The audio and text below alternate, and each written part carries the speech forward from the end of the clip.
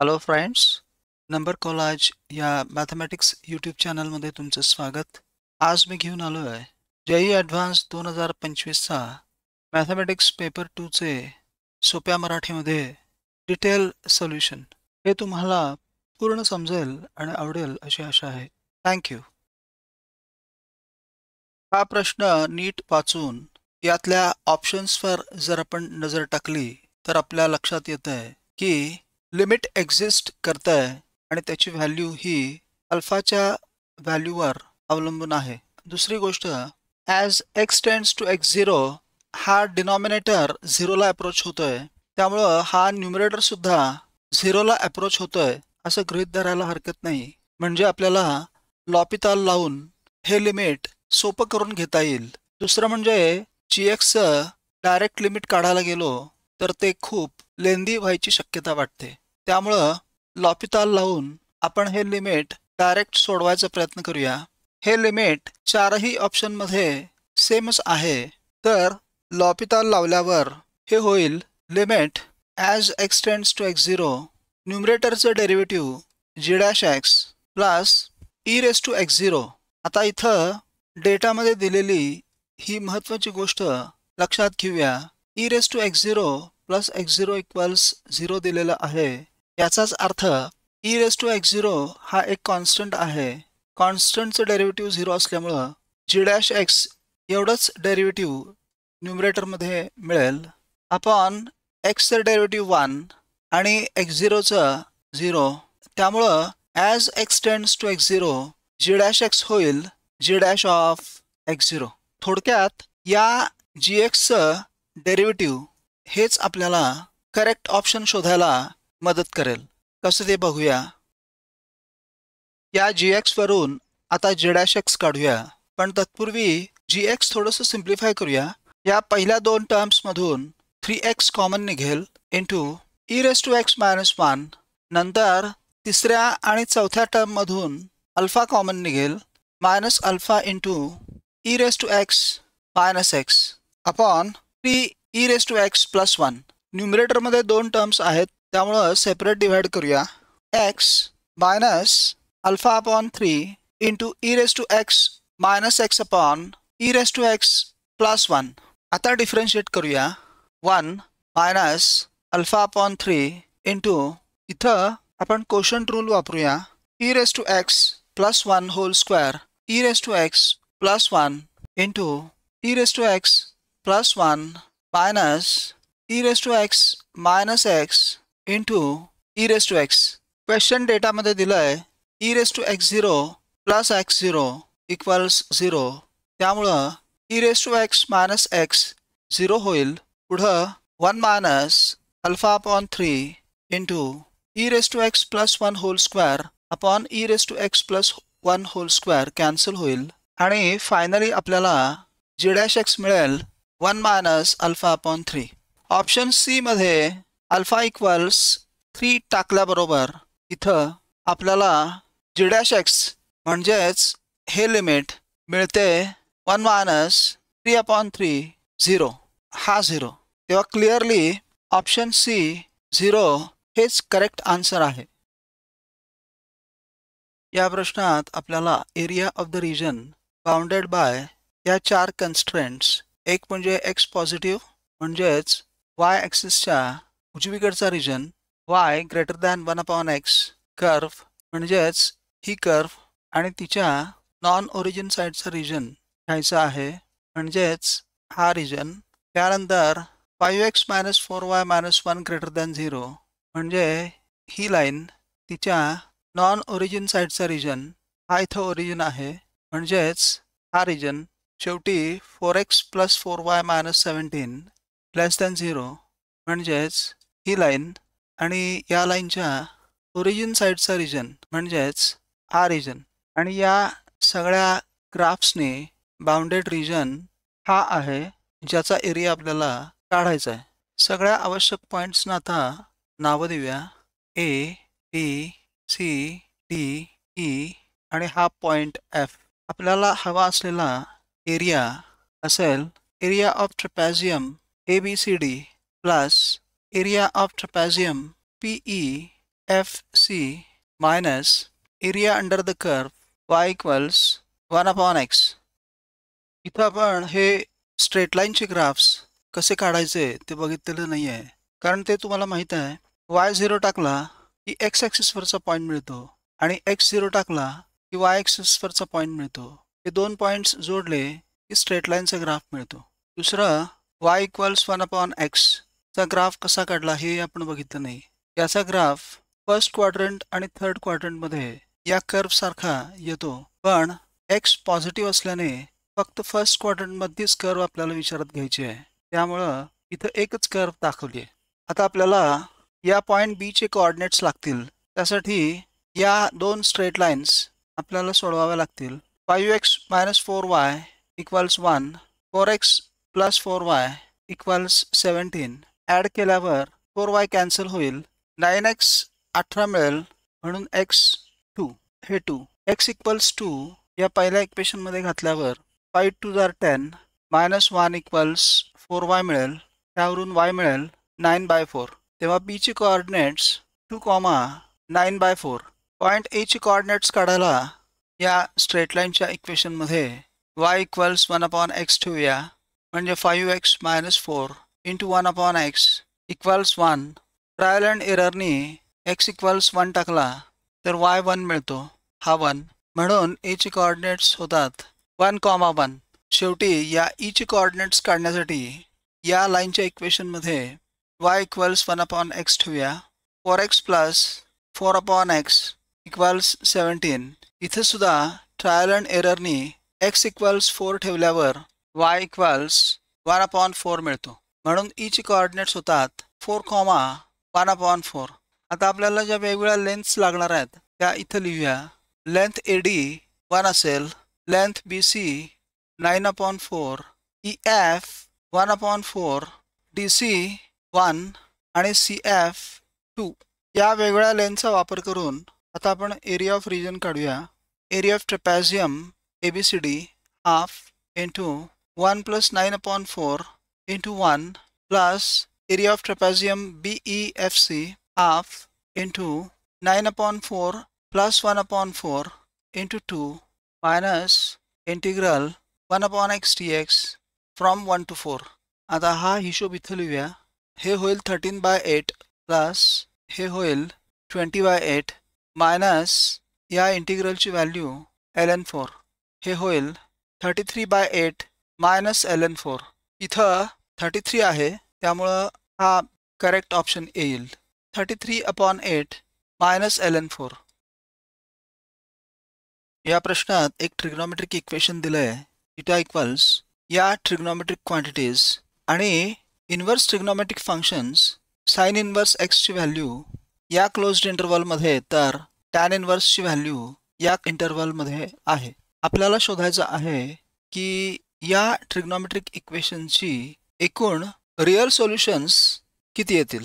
या इक्वेशनमध्ये टॅन इन्व्हर्सच्या अँगलमध्ये आणि साइन इन्व्हर्सच्या अँगलमध्ये टॅन थिटा दिसतंय, तेव्हा आपल्याला माहीत असलेले फॉर्म्युले वापरता यावेत, म्हणून या टॅन थिटासाठी आपण x मानूया. So let x equals tan theta, म्हणून थिटा होईल टॅन इन्व्हर्स x. आता हे पूर्ण इक्वेशन एक्सच्या स्वरूपात व्यक्त करता येईल. Tan inverse x equals tan inverse या 2 टॅन थिटासाठी 2x minus half sine inverse आणि हे ब्रॅकेट होईल 6x/9 + x². हे रिराईट करूया, तेव्हा असं एक्सप्रेशन मिळेल. या दोन टर्मसाठी आपल्याला फॉर्म्युला वापरता येईल. टॅन इन्व्हर्स 2x - x म्हणजेच x upon 1 + 2x × x 2x² equals हा 2 डावीकडे लिहूया इथं आणि साइन इन्व्हर्स 6x/9 + x². आता या क्वांटिटीसाठी फाय मानूया आणि दोन्ही बाजूचा साइन घेऊया, म्हणजे हे होईल sin 2φ equals right hand. Right हँडमध्ये साइन इन्व्हर्सचा साइन घेतल्यानंतर फक्त हीच क्वांटिटी उरेल 6x/9 + x². आता sin 2φ formula in terms of tan वापरूया. 2 tan φ/1 + tan² φ. इथं फक्त फायच्या ठिकाणी आपल्याला ही पूर्ण क्वांटिटी ठेवायची आहे, तेव्हा हे होईल two tan of tan inverse x upon 1 plus 2x square होईल फक्त x upon 1 plus 2x square upon 1 plus tan square phi म्हणजेच tan of tan inverse x upon 1 plus 2x square होईल x upon 1 plus 2x square whole square equals उजवी बाजू आहे तशी 2x upon 1 plus 2x square whole square upon 1 plus 2x square whole square plus x square equals right hand side ह्याच्यातला एक factor इथं cancel होईल या बाजूचं पुसून टाकूया 2x into 1 plus 2x square upon याचा whole square 1 plus 4x power 4 plus 4x square आणि त्याच्यात हा x स्क्वेअर ॲड करून लिहूया 5x square equals 6x upon 9 plus x square हे 2 1 जार 2 3 जार x जेव्हा 0 असेल तेव्हा लेफ्ट साईडला 0 अपॉन 1 म्हणजे 0 मिळेल आणि राईट साईडला 0 अपॉन 9 म्हणजे 0 मिळेल त्यामुळं x इक्वल्स 0 हे पहिलं रिअल सोल्युशन मिळते आता x 0 नसेल त्यावेळेला हा x आणि हा x कॅन्सल होईल आणि क्रॉस मल्टिप्लाय करून मिळेल लेफ्ट साईडला मिळेल 9 plus x square plus 18 square plus 18x square म्हणजे होईल 19x square plus 2x power 4 right hand side आहे तशीच राहील 10x power 4 minus 4x square minus 6 equals 0 5x power 4 minus 2x square minus 3 equals 0 splitting the middle term 5x square into x square minus 1 plus 3 into x square minus 1 equals 0 x square minus 1 into 5x square plus 3 equals 0 या फॅक्टरचं solution real असणार नाही म्हणून फक्त x square minus 1 equals 0 म्हणजेच x equals 1 x equals minus 1 तर आपल्याला मिळाली 3 real solutions हे पहिलं हे दुसरं आणि हे तिसरं म्हणून करेक्ट आन्सर ऑप्शन मिळेल C3 या दोन लिनियर इक्वेशनचा पॉइंट ऑफ इंटरसेक्शनचा लोकस हा S आहे याच्यातला जो अल्फा आहे हा नॉन झिरो रिअल नंबर आहे सर्वप्रथम आपण हा लोकस S शोधूया आणि त्यानंतर पुढच्या गोष्टींचा विचार करूया पहिलं इक्वेशन दुसऱ्या इक्वेशनमधून हा अल्फा कॉमन घेऊया alpha into 4x plus 3y equals 12 म्हणजेच 4x plus 3y equals 12 upon alpha मिळेल आता इक्वेशन 1 आणि 2 यांचं प्रॉडक्ट घेऊया हे a मायनस बी टाईपचं आणि हे a प्लस बी टाईपचं आहे तेव्हा त्यांचं product a square minus b square प्रकारचा होईल म्हणजेच 16x square minus 9y square equals 12 alpha into 12 upon alpha 16x square minus 9y square equals 144 144ने डिवाइड करूया x square upon 9 minus y square upon 16 equals 1 मिळेल हे हायपरबोलाचं equation आहे आता प्रश्न पुढे वाचूया टी ही या हायपरबोलाची टँजंट आहे आणि ही टँजंट p, 0 आणि 0, q मधून पास होते आणि q हा पॉझिटिव्ह आहे तसेच ही टँजंट या लाईनला पॅरलल आहे आता या माहितीचा उपयोग करूया दिलेली लाईन आहे 4x minus 3 upon root 2 y equals 0 म्हणजेच y equals 4 root 2 upon 3 x y equals mx या स्टँडर्ड लाईनच्या इक्वेशनशी कंपेअर केल्यावर आपल्याला या लाईनचा स्लोप मिळतो m इक्वल्स 4 रूट 2 अपॉन 3 हायपरबोलाच्या टँजंटचं इक्वेशन असते y equals mx plus minus a square m square minus b square m ची किंमत a स्क्वेअरची किंमत आणि b स्क्वेअरची किंमत वापरूया y equals 4 root 2 upon 3 x plus minus square root 9 into m square 32 upon 9 minus 16 y equals 4 root 2 upon 3 x plus minus 9 cancel करूया square root 16 4 हा point p, 0 हा या टँजंटवर आहे तो सबस्टिट्यूट करूया 0 equals 4 root 2 upon 3 p plus minus 4 root 2 p equals minus plus 12 4 3s are 12. P equals minus plus 3 upon root 2. हा point 0Q सुद्धा या टँजंटवर आहे. म्हणून Q equals 4 root 2 upon 3 into 0 फक्त प्लस 4 कारण Q पॉझिटिव्ह आहे त्यामुळे Q मिळेल 4. आता आपल्याला PQ काढायचा आहे. PQ होईल 4 into minus 3 upon root 2 minus 12 upon root 2 म्हणजेच minus 6 root 2. Correct answer option त्यामुळे A minus 6 root 2. इथं मॅट्रिक्स P दिलाय.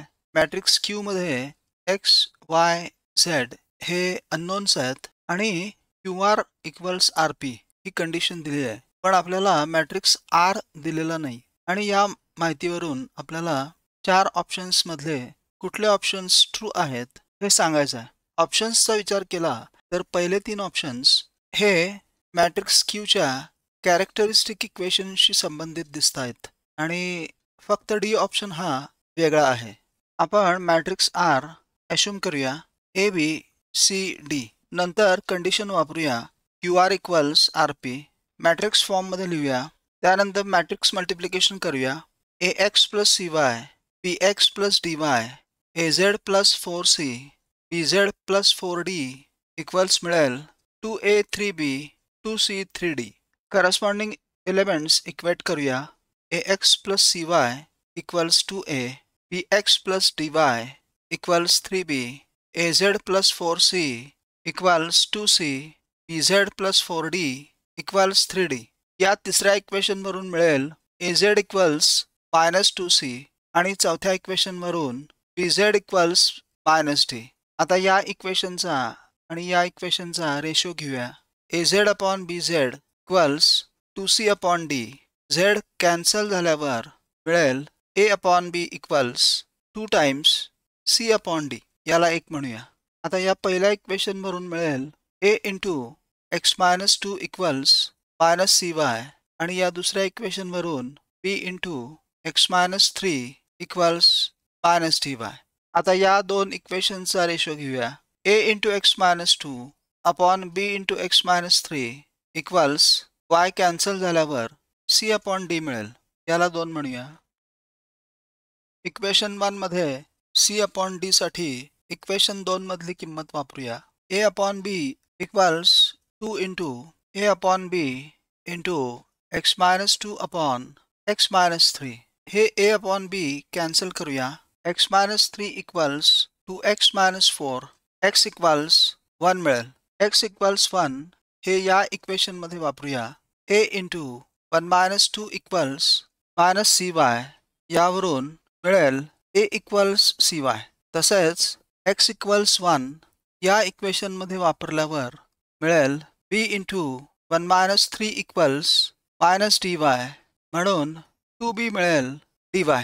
आपल्याकडं AZ इक्वल्स मायनस 2C आहे. या A साठी CY ठेवल्यावर CYZ इक्वल्स मायनस 2C होईल. C कॅन्सल करून YZ मिळेल मायनस 2. पण ऑप्शन D मध्ये YZ इक्वल्स 2 आहे त्यामुळं D ऑप्शन रॉंग आहे. ऑप्शन्स A, B आणि C यामध्ये मॅट्रिक्स Qच्या कॅरेक्टरिस्टिक इक्वेशन संबंधी गोष्टी दिसतात त्यामुळं आपण मॅट्रिक्स Qचं कॅरेक्टरिस्टिक इक्वेशन काढूया. X ची व्हॅल्यू 1 असताना मॅट्रिक्स Q होईल 1Y Z4 आणि त्याचं characteristic equation Q minus lambda I या मॅट्रिक्सवरून लिहिता येईल. Q मायनस लॅम्बडा I होईल 1 minus lambda Y Z 4 minus lambda. Lambda हा एक रिअल कॉन्स्टंट आहे.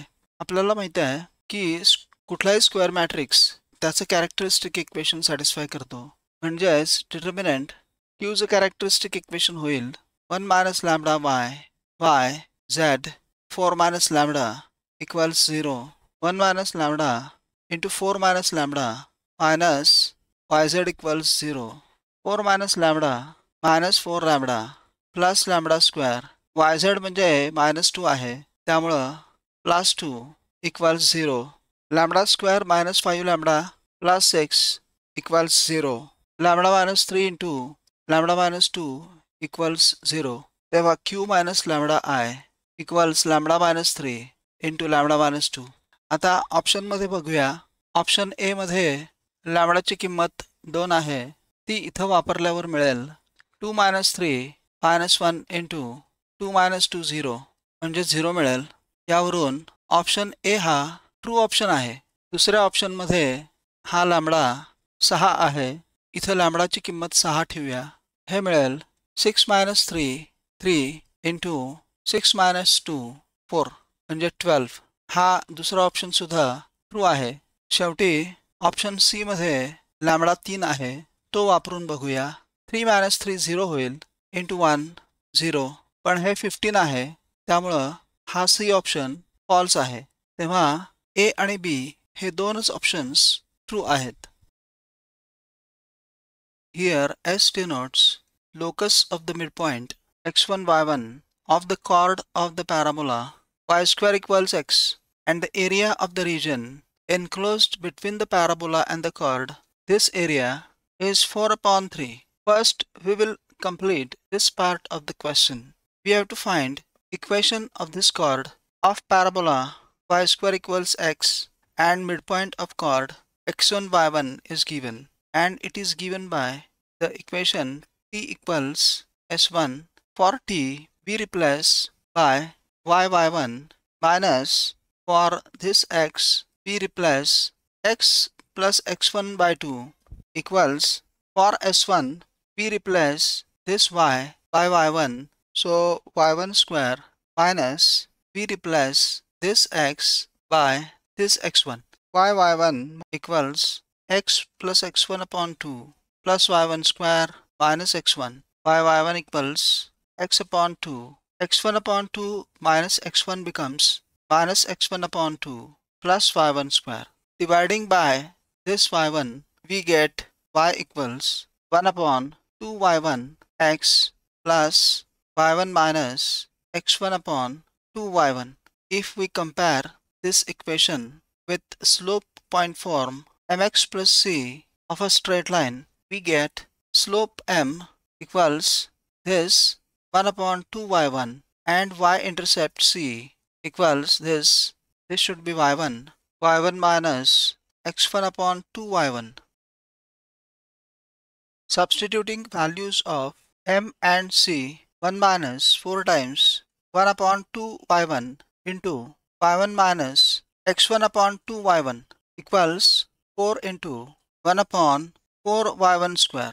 Cancelling 4, 2 2s are 4, 1 minus 2 plus x1 upon y1 square equals 1 y1 square. x1 upon y1 square minus 1 upon y1 square equals 1. x1 minus 1 equals y1 square. Now locus of midpoint, this x1 y1 of the chord therefore will be y square equals x minus 1. हा कॉर्डच्या मिडपॉईंटचा locus आहे एसचा. तेव्हा आपण हा पहिला option A taste करून बघूया. y equals √3 square equals 3 येईल आणि राईट साईडला x इक्वल्स 4 टाकल्यावर 4 मायनस 1 सुद्धा 3 येईल. याचाच अर्थ हा पहिला ऑप्शन ट्रू आहे. दुसरा ऑप्शन चेक केला तर √2चा स्क्वेअर 2 येईल आणि 5 मायनस 1 4 येईल, विच इज नॉट ट्रू. त्यामुळे हा ऑप्शन ट्रू असणार नाही. हे लोकसचे इक्वेशन आपण इथं लिहून ठेवूया. जे क्वेश्चनमध्ये एस म्हटलंय ते आपण इथं लिहून ठेवूया. y square equals x minus 1. आता प्रश्न पुढे वाचूया.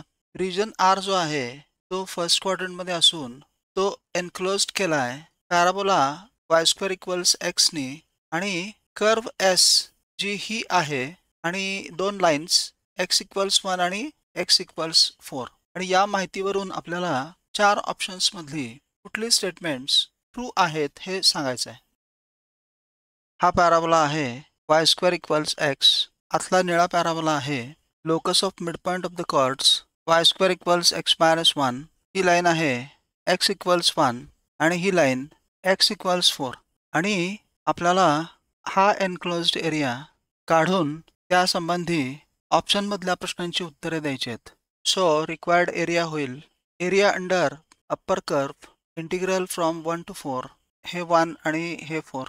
वाय स्क्वेअर एक्सचं स्क्वेअर रूट एक्स म्हणजेच एक्स पॉवर हाफ dx होईल minus area under the lower curve integral from 1 to 4 again y square equals x minus 1चं square root of x minus 1 म्हणजेच x minus 1 power half dx हे होईल x power 3/2 upon 3/2 from 1 to 4 minus x minus 1 power 3/2 upon 3/2 from 1 to 4 2/3 4 power 3/2 minus 1 power 3/2 is 1 minus 4 minus 1 is 3 power 3/2 minus 0 equals 2/3 4 power 3/2 is square root of 4 2 and cube of 2 is 8 minus 1 minus 3 power 3/2 which equals 8 minus 1 7 7 2s are 14 upon 3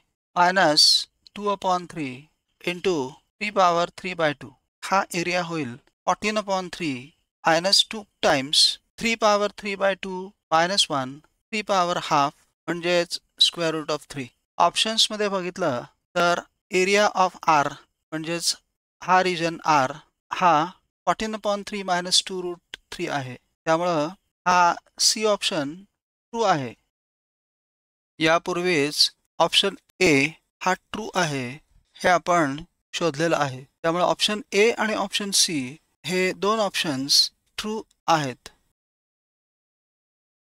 C denotes the circle x square plus y square equals 9 हे circle x square upon 9 plus y square upon 4 equals 1 हा ellipse आहे हा point M 3,0 आहे line x x1 intersects circle at R ही line x equals x1 ही सर्कलला point S मध्ये intersect करते दुसरी line x equals x2 intersect करते सर्कल C ला ॲट R अँगल ROM π/6 आहे आणि अँगल SOM हा अँगल π/3 आहे सर्कलचे equation x square plus y square equals 9 असल्याने सर्कलचे रेडियस होईल 3 तर OS आणि OR दोन्ही पण 3 आहेत अँगल ROM π/6 असल्याने पॉइंट R चे कोऑर्डिनेट्स होतील 3 cos π/6 म्हणजेच 3 इंटू √3/2 आणि 3 sin π/6 म्हणजेच 3/2 अँगल SOM हा π/3 असल्याने S चे कोऑर्डिनेट्स होतील 3 cos π/3 3/2 आणि 3 sin π/3 म्हणजेच 3 इंटू √3/2 इलिप्सवरचे दोन पॉइंट्स P आणि हा Q हे पण मार्क करून ठेवूया तर P आणि Q चे कोऑर्डिनेट्स काढूया P चा x कोऑर्डिनेट 3√3/2 असेल तो इलिप्सवर असल्यामुळे 3√3/2 चा square upon 9 plus y square upon 4 equals 1 होईल वाय स्क्वेअर अपॉन 4 1 मायनस 27/2/9 म्हणजेच 27/36 म्हणजेच 3/4 होईल म्हणजेच 1/4 होईल हा 4 कॅन्सल करूया म्हणजे y मिळेल 1 तर P चा y कोऑर्डिनेट मिळालाय 1 पॉइंट Q चा x कोऑर्डिनेट 3/2 असेल फक्त y कोऑर्डिनेट काढायचा आहे इलिप्सच्या इक्वेशन मध्ये सबस्टिट्यूट करूया म्हणजे होईल 3/2 square upon 9 plus y square upon 4 equals 1 Y square upon 4 मिळेल 1 मायनस 9/36 म्हणजे 1/4 4 कॅन्सल करून स्क्वेअर रूट घेतल्यावर y मिळेल √3 त्यामुळे इथे Q चा y कोऑर्डिनेट √3 असेल हे कोऑर्डिनेट्स खरं तर इलिप्सवरच्या कुठल्याही पॉइंटचा x कोऑर्डिनेट हा a cos थीटा आणि y कोऑर्डिनेट हा b sin थीटा टाईपचा असतो त्यावरून ॲप्रोप्रिएट अँगल थीटा आणि a म्हणजे स्क्वेअर रूट ऑफ 9 म्हणजे 3 आणि b म्हणजे स्क्वेअर रूट ऑफ 4 म्हणजे 2 वापरून सुद्धा आपल्याला P आणि Q चे कोऑर्डिनेट्स काढता आले असते एनिवेज आपल्याला कोऑर्डिनेट्स मिळालेले आहेत तेव्हा पुढे जाऊया पुढे क्वेश्चन मध्ये ऑप्शन ए मध्ये म्हटलंय equation of line joining P and Q म्हणजे लाईन PQ चे इक्वेशन दिलंय जे आपण स्लोप पॉइंट फॉर्मने लिहू शकतो सो y मायनस y1 म्हणजे 1 इक्वल्स स्लोप टाइम्स स्लोप येईल difference between y coordinates √3 minus 1 upon difference between x coordinates 3/2 minus 3√3/2 x minus x1 x minus 3 root 3 upon 2. Y minus 1 equals root 3 minus 1 upon 3 by 2 into 1 minus root 3. X minus 3 root 3 upon 2. Y minus 1 equals minus 2 upon 3. Sign बदलल्यावर 1 minus root 3 cancel होईल into x minus 3 root 3 upon 2. 3y minus 3 equals minus 2x plus 3 root 3. म्हणजेच 2x plus 3y equals 3 into 1 plus root 3. Option A मध्ये same equation दिलंय, याचा अर्थ option A true आहे. Obviously option बी मध्ये वेगळं equation दिलंय, म्हणून ऑप्शन बी फॉल्स आहे. ऑप्शन सी मध्ये पॉइंट n2 x2, 0 दिला, याचाच अर्थ तो x ॲक्सिसवर असणार आहे इथं आणि त्याचे कोऑर्डिनेट्स असतील 3 root 3 upon 2, 0. आपल्याला 3 into q हे 2 into s बरोबर आहे का नाही हे चेक करायचं आहे. आपण p चा कोऑर्डिनेट काढला आहे 3 root 3 upon 2, 1 आणि q चे कोऑर्डिनेट्स काढले आहेत 3 upon 2, root 3.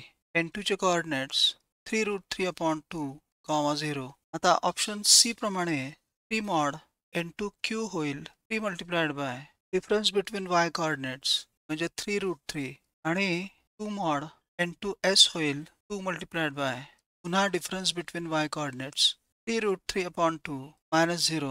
2 कॅन्सल झाल्यावर मिळेल 3 root 3. म्हणजे दोन्ही साइड्स बरोबर आहेत, म्हणजेच ऑप्शन सी हा ट्रू आहे. ऑप्शन बी मध्ये 9n1p हा 4n1r बरोबर आहे का ते चेक करायचं आहे. प्रथम 9 mod n1p काढूया 9 multiplied by इथं n1 हा x1, 0 असल्याने तो x ॲक्सिसवर असेल इथं आणि त्याचे कोऑर्डिनेट्स असतील 3 root 3 upon 2, 0. म्हणजे इथं 9 multiplied by n1p होईल डिफरन्स बिटवीन y कोऑर्डिनेट्स म्हणजेच 1 म्हणजेच 9 होईल.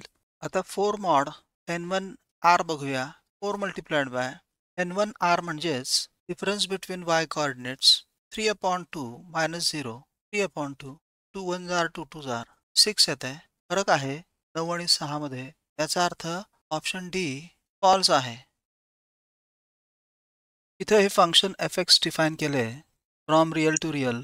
x 0 नसताना हे ट्रिग्नोमेट्रिक फंक्शन आहे आणि x 0 असताना फंक्शनची व्हॅल्यू 7/3 दिली आहे. आपल्याला सांगायचं आहे ह्या 4 ऑप्शन्स मधले कोणते ऑप्शन्स ट्रू आहेत. सगळे ऑप्शन्स हे मॅक्सिमा मिनिमाशी संबंधित आहेत. त्यामुळं आपल्याला सुरुवात या fxचा डेरिव्हेटिव्ह काढून करावं लागेल. fx लिहूया 2x plus sin x upon 2x plus sin x plus 4x upon 2x plus sin x म्हणजेच हे होईल 1 plus 4 times x upon 2x plus sin x.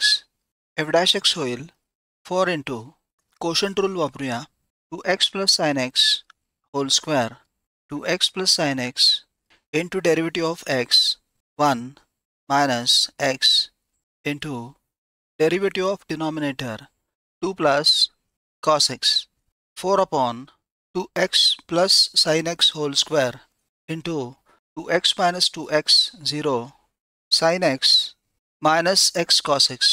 f dash x होईल 4 upon 2x plus sin x whole square into cos x into tan x minus x. पहिल्या दोन ऑप्शन्सनुसार आपल्याला या फंक्शनची x equals 0 ला पॉइंट ऑफ लोकल मॅक्सिमा आणि local minima analyse करायचं आहे. त्यासाठी f dash 0 प्लस आणि f dash 0 मायनस चेक करावं लागेल.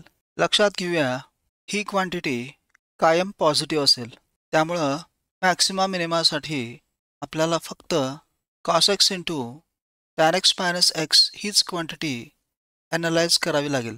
बघूया कसं करायचं ते. प्रथम cos x चा विचार करूया. आपल्याला माहित आहे cos of minus x is equal to cos x. त्यामुळं at x equals 0 minus and at x equals 0 plus cos of 0 minus x will be same as cos of 0 plus x. and it is going to be positive. याचाच अर्थ cos x साठी f dash x नेहमी positive असेल. आता tan x minus x चा विचार करूया. त्यासाठी आपण ग्राफ काढून चेक करूया. हा tan x चा ग्राफ आणि हा y इक्वल्स x चा ग्राफ. पहिल्या क्वाड्रंटमध्ये tan x चा ग्राफ हा y इक्वल्स x च्या ग्राफच्या वर आहे. त्यामुळं tan x minus x हा फरक नेहमी पॉझिटिव्ह असेल. या उलट थर्ड क्वाड्रंटमध्ये y इक्वल्स x चा ग्राफ हा tan x च्या ग्राफच्या वर आहे. त्यामुळं tan x minus x हा फरक नेहमी निगेटिव्ह राहील.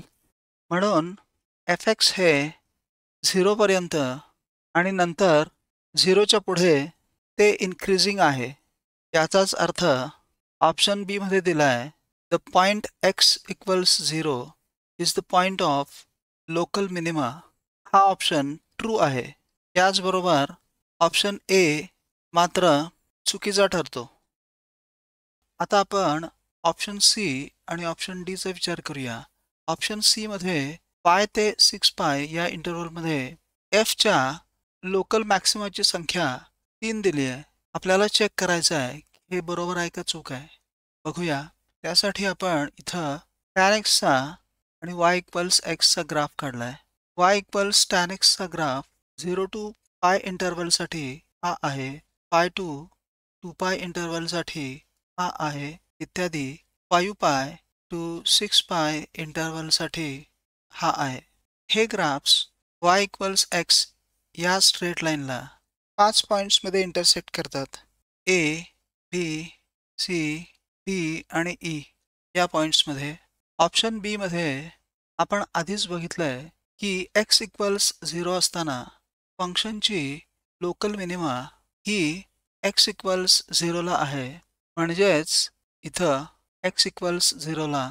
आणि आपल्याला माहित आहे की कंटिन्युअस फंक्शनसाठी मॅक्सिमा आणि मिनिमा नेहमी अल्टरनेट येतात.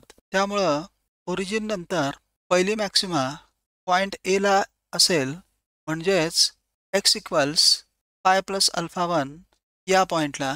त्यानंतर मिनिमा असेल पॉइंट बी ला. म्हणजेच x इक्वल्स पाय प्लस अल्फा 2 इथं. म्हणजेच या पॉइंटला. यानंतर पॉइंट सी ला पुन्हा मॅक्सिमा असेल x इक्वल्स पाय प्लस अल्फा 3 ला. म्हणजेच या पॉइंटला. त्यानंतर मिनिमा पॉइंट डी ला x इक्वल्स पाय प्लस अल्फा 4 असताना. म्हणजेच या पॉइंटला. आणि शेवटी मॅक्सिमा असेल पॉइंट ई ला x इक्वल्स पाय प्लस अल्फा 5 असताना. म्हणजेच या पॉइंटला. आपल्याला शोधायचं आहे पायपासून 6 पायपर्यंतच्या इंटरवलमध्ये फंक्शन fxच्या लोकल मॅक्सिमांची संख्या जी असेल पाय प्लस अल्फा 1 ला, पाय प्लस अल्फा 3 ला आणि पाय प्लस अल्फा 5 ला. म्हणजेच एकूण लोकल मॅक्सिमांची संख्या 3 असेल. ऑप्शनमध्ये पण 3च म्हटलंय. म्हणून ऑप्शन सी हा ट्रू आहे. आता ऑप्शन डी बघूया. Number of points of local minima 2 pi two 4 पाय या इंटरवलमध्ये 1 दिलेली आहे. बघूया किती मिळतात ते. 2 पाय ते 4 पाय या इंटरवलमध्ये लोकल मिनिमाची संख्या फक्त एकच. म्हणजेच x इक्वल्स पाय प्लस अल्फा 2 फक्त याच पॉइंटला बघायला मिळते. याचाच अर्थ या इंटरवलमध्ये लोकल मिनिमांची संख्या फक्त एकच आहे.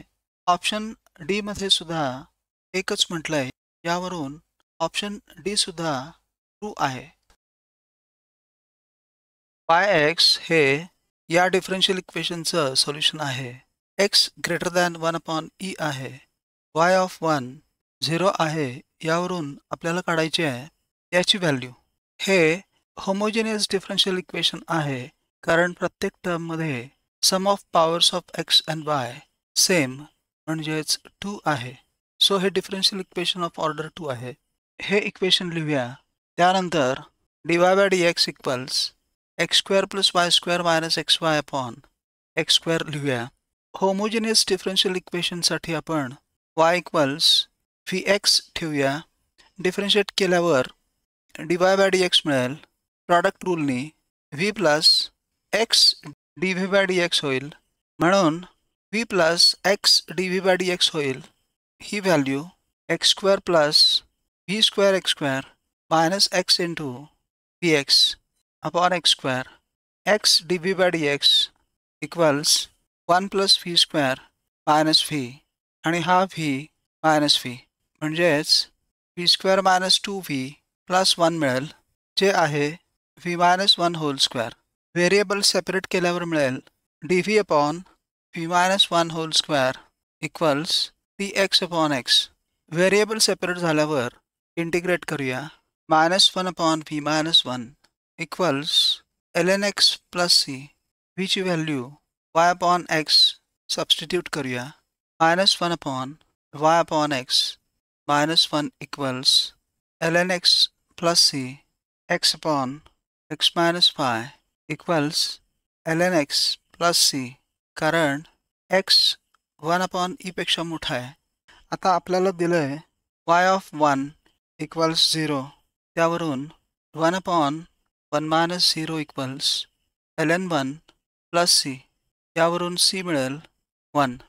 तेव्हा डिफरन्शियल इक्वेशनचं पर्टिक्युलर सोल्युशन होईल x upon x minus 5 equals ln x plus 1. याला 1 म्हणूया. आता हे y ऑफ e काढूया. त्यासाठी x इक्वल्स e ठेवूया. So e upon e minus 5 equals ln e plus 1 म्हणजेच ln 1 1 1 प्लस 1 2 e अपॉन 2 होईल e मायनस y म्हणून y होईल e मायनस e अपॉन 2 म्हणजेच e अपॉन 2. तेव्हा y ऑफ e मिळाले e अपॉन 2. यानंतर आपण शोधूया y ऑफ e स्क्वेअर. त्यासाठी आपण x इक्वल्स e स्क्वेअर ठेवूया या इक्वेशन 1 मध्ये. So e square upon e square minus y equals ln e square plus 1 ln e square is 2 plus 1 3. Now e square minus y equals e square upon 3. Y equals e square minus e square upon 3, which is 2/3 e square. So we got y of e square equals 2/3 e square. Now we find value of this quantity 2 times y of e whole square upon y of e square. 2 times this e upon 2 whole square e square upon 4 upon y of e square 2/3 of e square. E square gets cancelled. This 2 gets cancelled. So we get 3 by 4 0.75. So this is the value 0.75. या प्रश्नात हे binomial expansion या सिरीजमध्ये व्यक्त केले.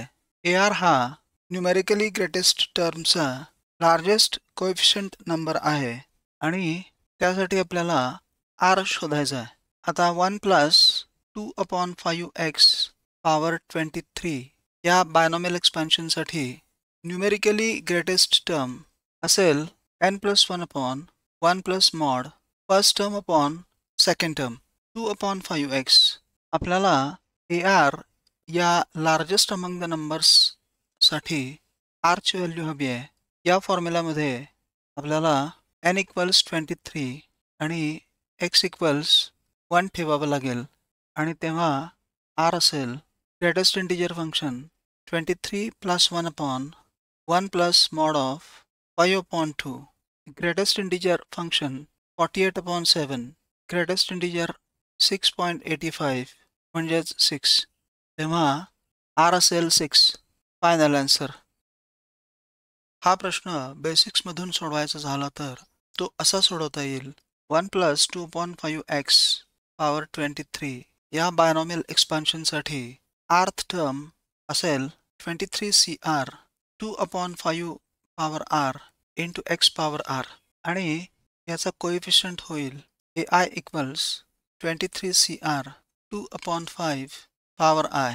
आपल्याला largest coefficient शोधायचा आहे म्हणून AR greater than AR minus 1 असेल 23 factorial upon R factorial into 23 minus R factorial into 2 upon 5 power R greater than 23 factorial upon R minus 1 factorial into 24 minus r factorial into 2 upon 5 power r minus 1. इथं 23 factorial cancel होईल.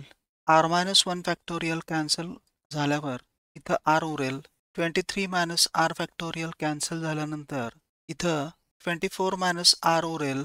2 upon 5 power r minus 1 cancel झाल्यानंतर इथं फक्त 2 upon 5 उरेल. तेव्हा 2 upon 5r greater than 1 upon 24 minus r. 48 minus 2r greater than 5r म्हणजेच 7r less than 48. r less than 48 upon 7. r less than 6.85. याचाच अर्थ r इंटिजर असल्याने r 6 असेल. म्हणून इथं आन्सर 6 असेल.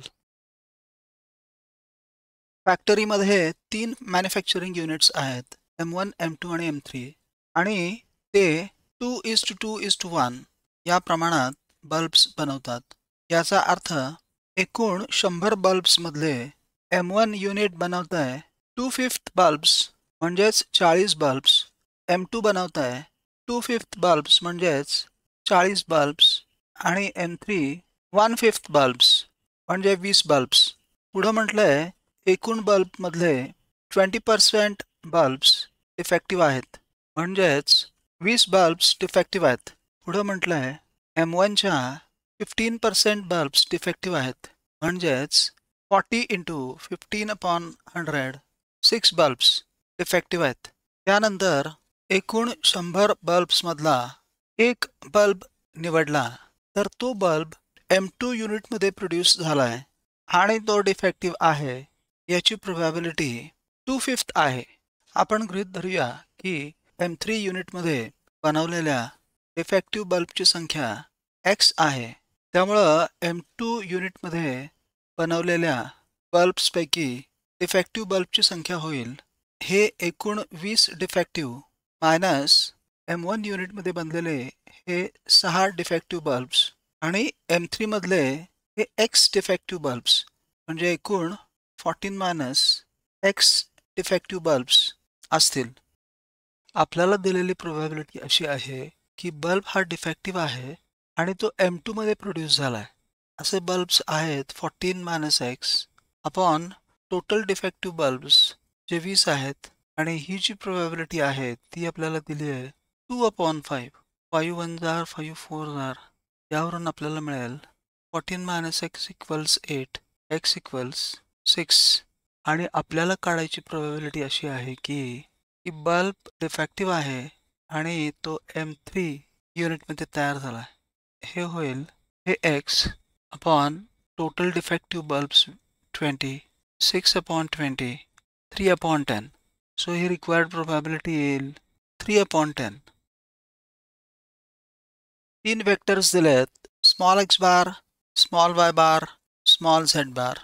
आणि अल्फा बीटा हे 2 डिस्टिंक्ट रिअल नंबर्स आहेत म्हणजेच alpha not equal to beta हे दिलंय.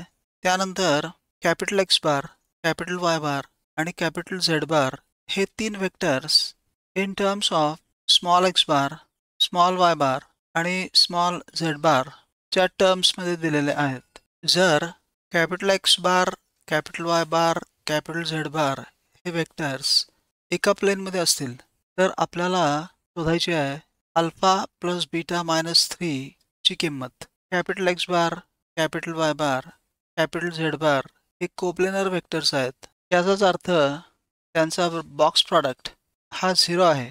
आता हे 3 vectors small x bar, small y bar, small z बार मध्ये एक्सप्रेस केलेले आहेत. म्हणून आपण लिहू शकतो determinant alpha beta -1 alpha beta -1 alpha into box product of small x bar, small y bar, small z bar equals 0. या 3 वेक्टर्स वरून आपण लिहू शकतो determinant 1 2 3 3 1 2 2 3 1 box product small x bar, small y bar, small z bar equals 18 into box product x bar, y bar, z bar. याचाच अर्थ box product x bar, y bar, z bar not equal to 0. यावरून हे equation लिहिता येईल. Determinant alpha beta -1 alpha beta -1 alpha equals 0. Alpha into alpha square plus beta minus beta into minus alpha minus beta square minus 1 minus alpha beta equals 0. Alpha cube plus alpha beta plus alpha beta plus beta cube plus alpha beta equals 0. Alpha cube plus beta cube हे minus alpha आपण लिहूया plus minus 1 cube equals 3 alpha beta into -1 हे compare करूया. A cube plus b cube plus c cube equals 3abc हे तेव्हाच possible आहे जेव्हा एकतर a plus b plus c equals 0 असेल किंवा a equals b equals c असेल. म्हणजेच अल्फा प्लस बीटा -1 0 असेल किंवा अल्फा इक्वल्स बीटा इक्वल्स -1 असेल. हे शक्य नाही कारण प्रश्नात म्हटल्याप्रमाणे अल्फा आणि बीटा हे दोन डिस्टिंक्ट पॉझिटिव्ह रियल नंबर्स आहेत. त्यामुळे अल्फा प्लस बीटा -1 इक्वल्स 0 हाच पर्याय राहतो. यावरून अल्फा प्लस बीटा होईल 1 म्हणून आपल्याला हवी असलेली किंमत होईल अल्फा प्लस बीटा -3 इक्वल्स 1 - 3 -2. त्यामुळं करेक्ट आन्सर असेल -2. Z हा नॉन झिरो कॉम्प्लेक्स नंबर आहे. आर्ग्युमेंट Z हा Zचा प्रिन्सिपल आर्ग्युमेंट आहे. आर्ग्युमेंट ओमेगा हा -π to π मध्ये आहे, जिथं ओमेगा हे complex cube root of unity आहे आणि ओमेगाचा आर्ग्युमेंट हे 0 आणि π मध्ये आहे. अल्फा दिलाय. Argument of series summation -ω⁻n n moves from 1 to 2025 आणि या माहितीवरून आपल्याला 3 अल्फा अपॉन पाय शोधायचं आहे. Alpha equals argument of summation -ω⁻n n goes from 1 to 2025 argument -ω plus omega square minus omega cube plus omega power 4 minus omega power 5 plus so and so forth minus omega power 2025. ही एक GP आहे जिथं first term minus omega असून common ratio आहे minus omega. Argument of sum of GP argument AR⁻n -1 upon R-1 argument minus omega into minus omega power 2025 -1 upon minus omega -1 argument of minus omega upon minus omega -1 into इथं minus ओमेगाची power 2025 हे 3चं multiple आहे. त्यामुळं हे finally minus omega cube म्हणजेच -1 होईल आणि हे -1. याचे कारण ओमेगा क्यूब इक्वल्स 1. पुढं हे होईल argument minus omega upon minus omega -1 into -2 argument -2 omega upon omega plus 1 argument -2 omega upon minus omega square कारण 1 plus omega square equals 0 argument 2 upon omega जे होईल आर्ग्युमेंट 2 ओमेगा स्क्वेअर कारण 1 upon omega equals omega square. आता arguments for omega square are 4π/3 or -2π/3. We have omega square equals -1 minus I√3 upon 2. So 2 omega square will be -1 minus I√3. On Argand diagram, this will be somewhere here with argument -2π/3. So alpha will be argument 2 omega square -2π/3. Hence, required value of 3 alpha upon pi will be 3 upon pi into -2π/3. After cancelling 3 and pi will be -2. Hence, the required value will be -2. Function f define केले real to real आणि जी define केलंय 0 to 4. Function F x दिलंय आणि g x दिलाय. यावरून आपल्याला शोधायचं आहे या कंपोजिट फंक्शनच्या एफ ओ जी इन्व्हर्स डेरिव्हेटिव्हची व्हॅल्यू एक्स इक्वल्स 2 असताना. एफ एक्स दिलंय ln x square plus 2x plus 4 आणि g x 4 upon 1 plus e power minus 2x. आपल्याला शोधायचं आहे d of dx of composite of f N g inverse at x equals 2. सुरुवातीला आपण assume करूया की जी इन्व्हर्स x हे h x आहे. त्यामुळे आपल्याला शोधायचं आहे derivative F of h x जे असेल f dash of h x into h dash x by chain rule आणि ॲट एक्स इक्वल्स 2 हे असेल f dash of h of 2 into h dash 2. याला आपण 1 म्हणूया. आता आपण f dash of h of 2 आणि एच डॅश ऑफ 2 शोधलं की आपलं काम झालं. हे कसं शोधायचं तर जी एक्स दिलाय 4 upon 1 plus e raise to minus 2x. यावरून जी 0 होईल 4 अपॉन ई रेस टू 0 म्हणजे 1 2. आता जी इन्व्हर्स एक्स एच एक्स असेल तर एच ऑफ 2 होईल 0. ही व्हॅल्यू आपण इथं वापरल्यावर हे इक्वेशन 1 होईल F dash 0 into h dash of 2. ह्याला 2 म्हणूया. आता एफ डॅश 0 आणि एच डॅश 2 शोधूया. आपल्याला एफ डॅश एक्स दिलंय ln x square plus 2x plus 4. यावरून एफ डॅश एक्स होईल 2x plus 2 upon x square plus 2x plus 4 आणि एफ डॅश 0 होईल हे 2 अपॉन हे 4 म्हणजे हाफ. म्हणजे इथं एफ डॅश 0 ची किंमत हाफ मिळाली आहे. आता एच डॅश 2 शोधूया. आपण हे अश्युम केलंय की g inverse x equals h x. यावरून आपल्याला लिहिता येईल g of h x equals x. याचं डेरिव्हेटिव्ह होईल g dash h x into h dash x equals 1. आता फॉर एक्स इक्वल्स 2 होईल g dash of h 2 into h dash 2 equals 1. पण हे एच 2 0 आहे म्हणून हे होईल g dash 0 into h dash 2 equals 1 किंवा एच डॅश 2 होईल 1 अपॉन जी डॅश 0. हे जी एक्स लिहूया 4 into 1 plus e power minus 2x power minus 1. त्यामुळं जी डॅश एक्स होईल minus 4 1 plus e power minus 2x power minus 2 into e power minus 2x into minus 2.